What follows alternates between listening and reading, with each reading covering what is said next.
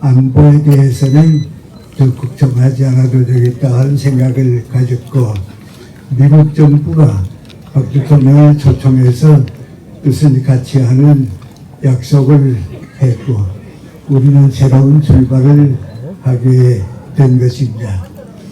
그때 박정희 대통령은 당신의 훌륭한 지도력과 50년 동안 쌓아올린 높은 국민교육의 수준을 함께 누리게 됐습니다.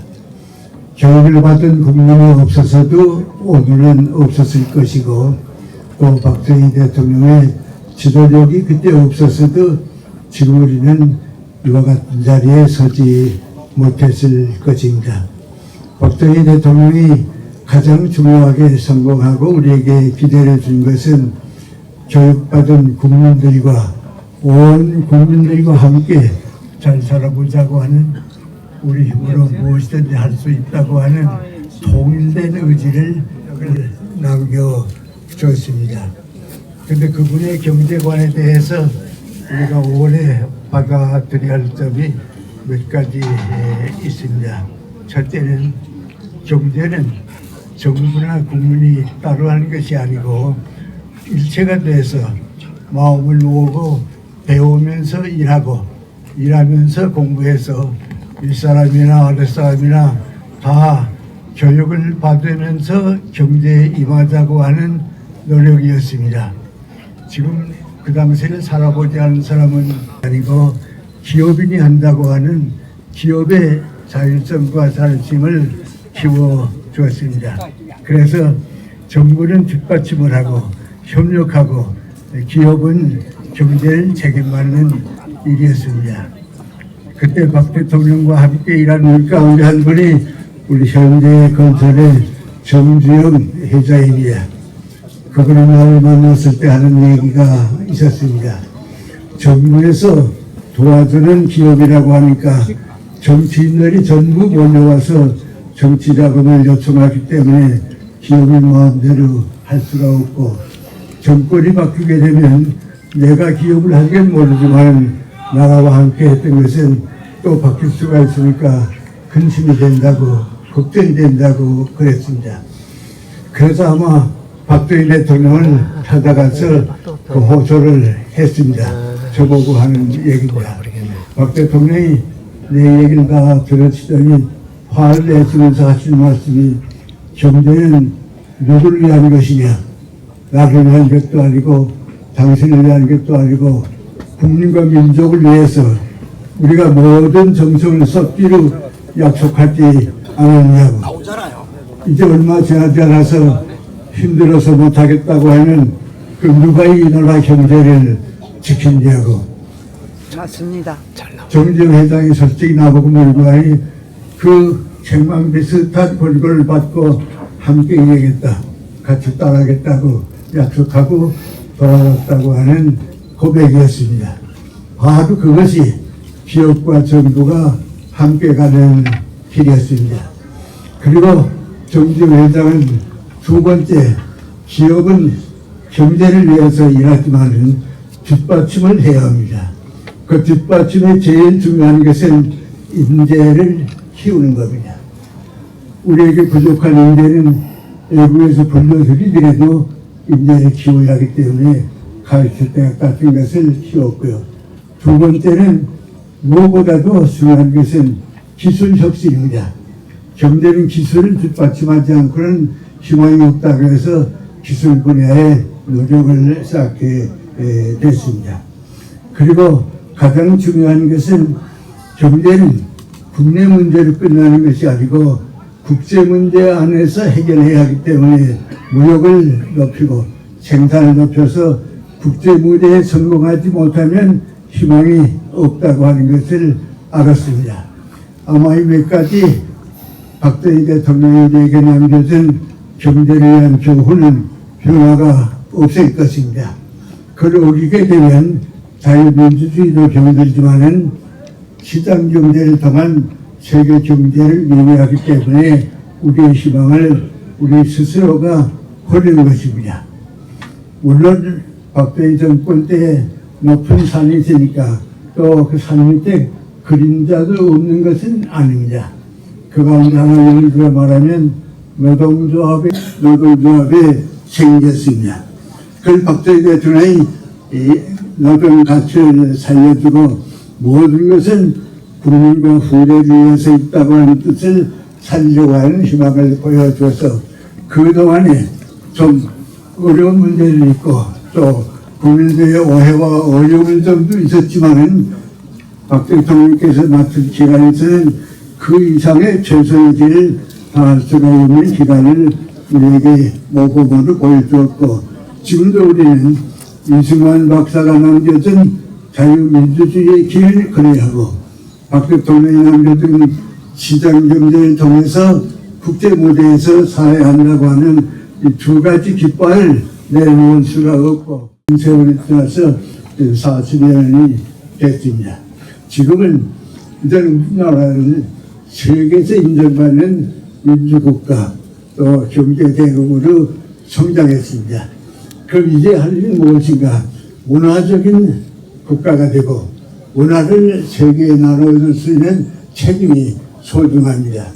다행히 우리 젊은 세대들이 우리 기성세대보다 앞서서 지금 모든 예술 분야에서는 우리 젊은 세대들이 세계를 이끌어가고 있습니다.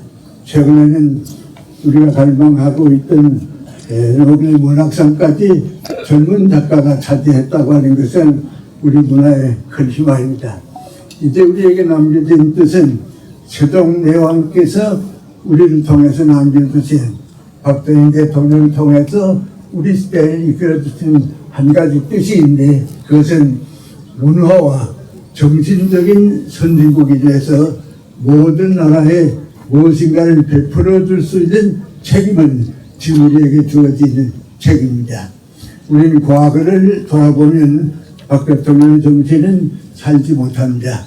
미래를 바라보면서 박 대통령이 우리에게 남겨준 정신적 유산이 무엇인가 하는 것을 받아들여서 경제적인 대국은 이루어놓았습니다마는 문화적인 선진국은 이제부터 우리 모두의 노력에서 이루어지라고 있습니다.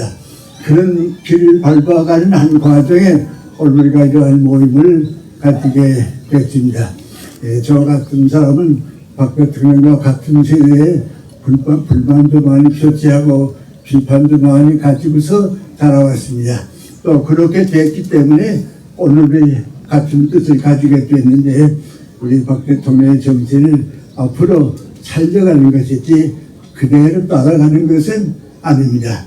박 대통령께서 뭘 후회도 내게 주어진 책임은 내가 다 감당했기 때문에 우리 후손들이 전 세계에서 가장 자랑스러운 특별히 세종대왕께서 우리에게 요청하셨던 문화대국과 선진국으로 키워져서 세계에서 가장 살기 좋은 나라 다른 건 아닙니다.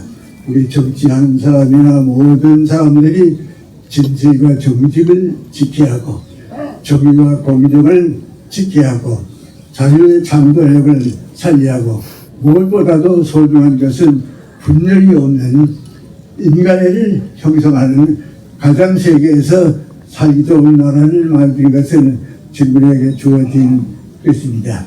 제 말씀은 끝나겠습니다마는 대통령께서 이 모든 희망을 저희들로서 약속받으시고 편히 오래 주시기 바랍니다. 그리고 오늘 우리가 이런 모임을 가진 것은 대통령께서 남겨주신 정신적 울타리 속에서 새 출발을 하게 보였다고 하는 것도 의욕보게 보아주시기 바랍니다. 감사드립니다. 그대로 살아있기 때문입니다. 민족의 설기를 모아 줄기찬 노력으로 새 역사를 창조하자는 굳은 맹세가 아직도 요동치고 있습니다. 돌이켜보면 해방과 분단, 전쟁과 폐허, 지독한 가난, 우리에게 운명이었습니다. 나라는 앞날을 개척해 나갈 동력이 부족했고 국민은 헐벗고 굶주려야 했습니다. 1950년 전 세계에서 거의 꼴찌 수준의 재빈국으로 기댈 곳은 유엔의 원조 물자가 전부였습니다. 올라가시면 안 돼요. 오죽이면 웅크라 관계자는 한국경제재건의 기대는 쓰레기 통해서 장미꽃을 피기를 바라는 것 같다 했습니다. 하지만 우리는 한강의 기적이라는 장미꽃을 피워냈습니다. 혹독한 굶주림을 끊어내고 가난의 굴레를 벗기 위한 처절한 싸움이었습니다. 그리고 이를 이겼습니다. 그 당시 나라엔 자원도 없고 생계도 막막했기 때문에 파독 광부로 간호사로 정든 고향을 떠났고 젊은이들은 월남 전선으로 향했습니다. 또한 한일 국교 정상화로 외자를 적극 도입했습니다. 1968년 포항 제철을 만들고 2년 후엔 경부고속도로가 개통되었습니다. 1973년 포항 제철 제1고로는 뜨거운 샘물을 쏟아냈습니다. 일부 정치인들이 길바닥에 들어눕는 반대에도 흔들리지 않고 오직 국가와 국민만을 위해 산업의 대동맹을 연결해 대한민국 발전의 시동을 확실히 걸었습니다. 1977년에는 수출 100억 달러를 달성했습니다. 일탈 자원도 없고 기술 축적도 부족한 한무지와 같은 여건에서 10년 전에 일본이 달성한 수출 100억 달러를 이렇게 낸 것입니다. 혹자는 이를 말씀합니다만 기적은 기적처럼 오지 않는다고 했습니다. 정부의 목표가 곧 국민의 목표였고 전 국민이 흘린 피와 땀의 결정이었습니다. 또한 수출 확대 회의를 직접 지휘하고 목표 달성의 지침을 구체화시키며 지도해온 각하의 영돌이 있었음을 우리는 결코 잊지 않고 있습니다. 우리도 할 수 있다는 자신감을 우리 국민에게 확실히 심어주셨고 가난을 숙명처럼 여기고 깊은 잠을 자고 있는 국민들을 깨웠습니다. 삶의 동력으로 이끌어내어 주신 참으로 위대한 지도력이었습니다. 새벽을 여는 자는 어둠을 달려야 한다고 했습니다. 이로써 세상은 바뀌기 시작했습니다. 5천년 가난의 한을 속 시원히 떨쳐낸 조국 발전이 각하에 대한 인간적 믿음으로부터 시작되었으면 우리 역사가 정언하고 있습니다. 지독한 가난과의 싸움을 이겨낸 대통령 각하께서는 빈농의 아들로 태어나 어떻게 그 혹독한 가난의 아픔과 서름을 견뎌내셨습니까? 각하께서 어떻게 국민들의 모든 시련을 거두어줄 구국의 결단을 내릴 생각을 하셨습니까? 각하 지혜와 결단이 어디에서 나온 것인지 정말 하늘이 내려주신 것이 아니고는 도저히 상상조차 할 수 없습니다. 모든 국민이 분연히 일어나서 싸우면서 일하면서 싸우자로 일치단결해 각하의 국정 철학을 믿고 따를 수 있었던 것, 이는 하늘의 뜻이라 감히 생각을 해봅니다. 구국강령의 대업을 성취하신 대통령 각하, 지난 6월 발표된 우리의 1인당 국민소득은 36,194달러입니다. 일본과 거의 같은 수준입니다.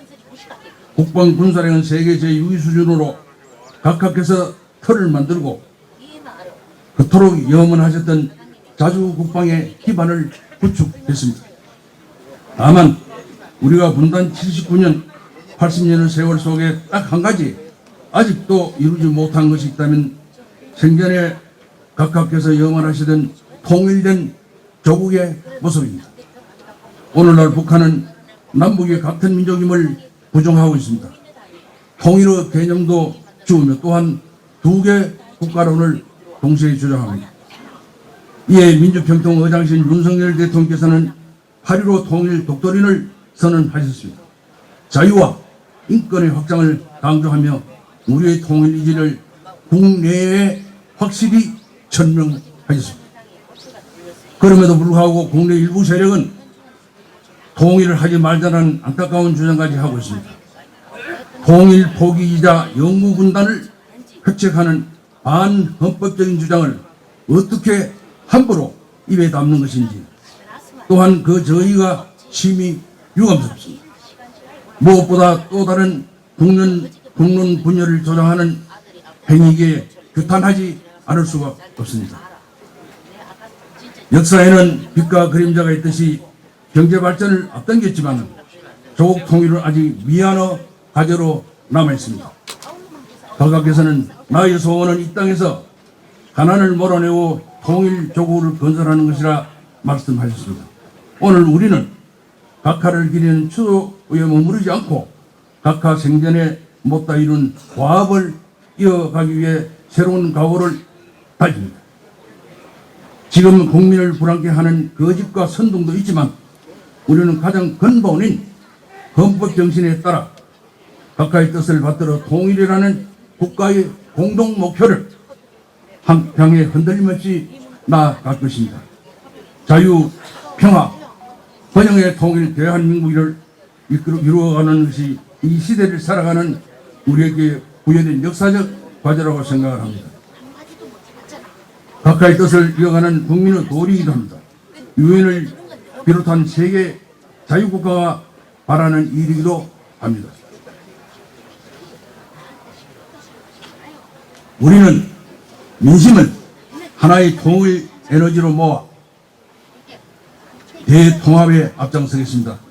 밑으로부터의 변화를 추구해 이론적으로 무장을 하고 행동으로 실천하며 통일 전선에 중단하는 전진을 계속할 것을 각하의 영전에 굳게 다짐을 올립니다. 청명하는 가을에 45주기를 맞아 각하의 인간적인 모습들과 일화들을 떠올리면 그리움의 눈시울이 붉어집니다.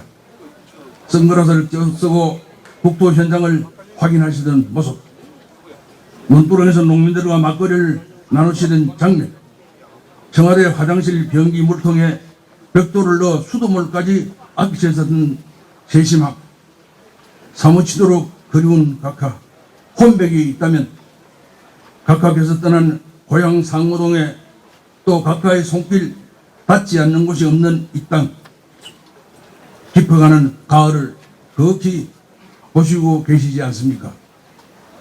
내 일생 조국과 민족을 위하여 담긴 각하의 위대한 뜻을 이어가겠습니다.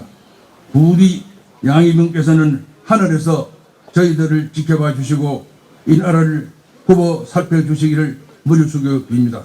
각하 그리고 여사님 길이 명부의 공락을 누려소서. 2024년 10월 20일 민주평화통일자문회 수석부의장 김관용 드립 감사합니다.